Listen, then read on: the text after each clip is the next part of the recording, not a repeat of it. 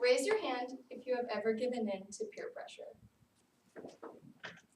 If you're not raising your hand right now, I can assure you, you're lying. That's because peer pressure is a very common phenomenon among all people, but especially among teenagers. I too will admit that I've given in to peer pressure a time or two in my life. But I like to believe that even though I'm only 5'2", I'm tough and can stand tall against peer pressure. Oh. Just so that we're on the same page, I'm sure you all know what peer pressure is, but the definition of peer pressure is the direct influence on an individual by their peers, or the effect on an individual that is motivated to change their ways or conform to others. So from peer pressure, people are often willing to change their values and attitudes and beliefs to conform to others, and this can both be positive and negative depending on what the situation is. But for the sake of this speech, when I refer to peer pressure, I'm referring to it negatively. So it is commonly known that peer pressure can cause feelings such as anxiety or guilt or embarrassment, and it is also common that people will feel they have to do certain things to be seen a certain way socially. But people often overlook the possible unforeseen consequences physically of peer pressure. So growing up, my parents were very strict about always making sure that I would not give in to peer pressure. They would constantly lecture me about it. And I was on the phone with my dad the other night telling him that I was going to give this speech, and he said, "Katie, do you remember when you were just 6 or 7 years old and mom was sitting you down trying to give you a speech, saying, when your friends are trying to tell you to do something that you really don't want to do, but you do it anyway because you want to make your friends happy?" And I was 7 years old, and I responded to my mom with, "No, I don't do that," because just from a young age, I kind of knew that that's not what you're supposed to do. However, there are times where I have fallen short of this. So today I'm going to tell a story about a time I gave into peer pressure, and it ended poorly for me, with hopes that I can inform you guys on why you should stick true to your values. So to preface the story a little bit, my high school had this program called the Discovery Program, where they would send teams of students out to go on service trips around the world.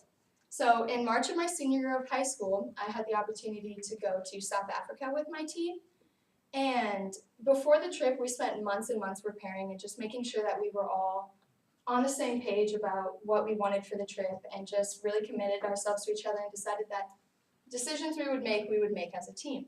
So we go there and we do 2 weeks of service work, and then we finally had one off day, which was like our reward day, where we got to go on a safari and visit an animal sanctuary. So I love animals, I was pretty excited. So we go on the safari, and then they're like, "You now get to pet these baby lions, these lion cubs." And so we're like, "Okay, that's great." So everyone kind of does their thing, and then I figure the day's over after that, but I overhear some of my team members talking, and they say, "Guys, we can pet a cheetah, right?" So I had zero desire to pet the cheetah. Absolutely zero desire. I like cheetahs. I didn't want to touch one. I didn't want to pay the extra money for it, even though it was probably like $7. I just really had no motivation to, or desire to at all. So that's kind of when the peer pressure started from my team. They were like, "Katie, come on. When are you ever going to have the opportunity to pet a cheetah? Come on, you got to do this." And I stood my ground for a long time and was like, "No, I don't want to." And then the final thing was when one of my friends was like, "I'll even pay for you." So I was like, "Okay." So I agreed. I agreed to pet this cheetah, right? So in South Africa, the safety regulations are a little more lenient than they are in the United States, to put it nicely. There really aren't any. So they line us up in this single file line, and we all walk, they're like, "Be quiet," and we just walk in single file, right? So we're walking in, and then they lock us in the enclosure. And we're like, "Okay." So then they're like, "Make sure you stand in a single file line." So we're all standing there. And I'm towards the back of the line because I'm like, maybe we'll run out of time, we won't have to do this, it's fine. Right, so everyone goes, and everyone's just having a great time, like, this is the coolest thing ever. So then I get up there, and my friend who's behind me goes, Katie, it's gonna attack you. And I'm like, haha, knowing me it would, blah, blah, blah. And I'm like, then I forget about it. Like, cause, okay. So then I'm walking up and I'm petting this cheetah and it's like so soft and just such a beautiful animal. And I look at it and go, you're so cute. And before I know it, both paws straight at my jugular, just claws my neck, right? I really didn't know what happened. Like, it all happened so fast. I think I like blacked out for a second.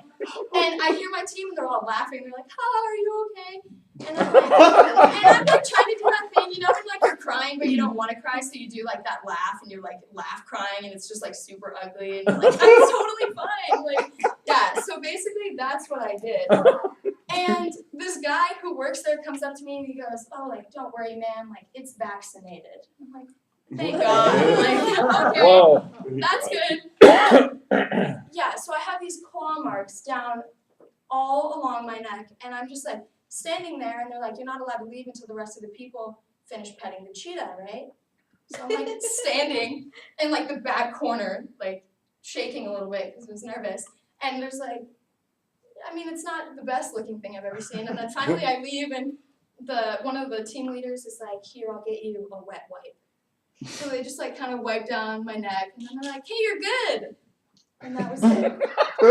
So this was definitely a little bit of an eye-opening experience for me. I believed that I was good about not giving into peer pressure, and for some reason this day I just decided that it was time to give into peer pressure, and I definitely learned my lesson on that one. So I would just encourage all of you that if you ever find yourself in a situation where you may be receiving peer pressure, just stay true to your values and beliefs. And if you ever find yourself with the opportunity to pet an apex predator, I would highly suggest against it.